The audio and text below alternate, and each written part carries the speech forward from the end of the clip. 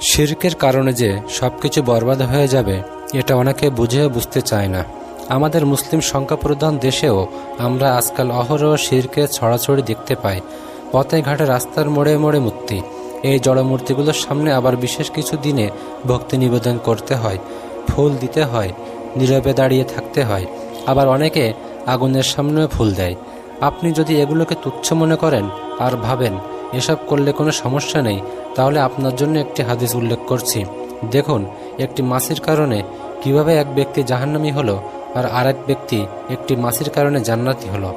তারিক ইবনে শিহাব রাদিয়াল্লাহু আনহু হতে বর্ণিত, রাসূলুল্লাহ সাল্লাল্লাহু আলাইহি সাল্লাম বলেছেন, এক ব্যক্তি একটি মাছির কারণে জান্নাতে যাবে আর এক ব্যক্তি মাছির কারণে জাহান্নামে যাবে। সাহাবীগণ বললেন, তা কিভাবে? উত্তরে রাসূল সাল্লাল্লাহু আলাইহি সাল্লাম বললেন, এক কওমের একটি ভাস্কর্য বা মূর্তি ছিল।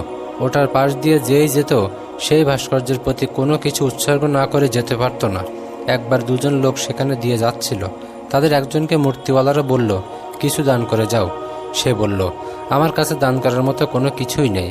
তারা বলল, একটি মাছি হলেও তোমাকে উৎসর্গ করতে হবে। সুতরাং সে একটি মাছি উৎসর্গ করল। এতে মুশরিকরা তার পথ ছেড়ে দিল। এভাবে সে জাহান্নামে প্রবেশের ফয়সালা নিশ্চিত করল। এবার অপরজনকেও বলল, তুমিও কিছু দান করে যাও।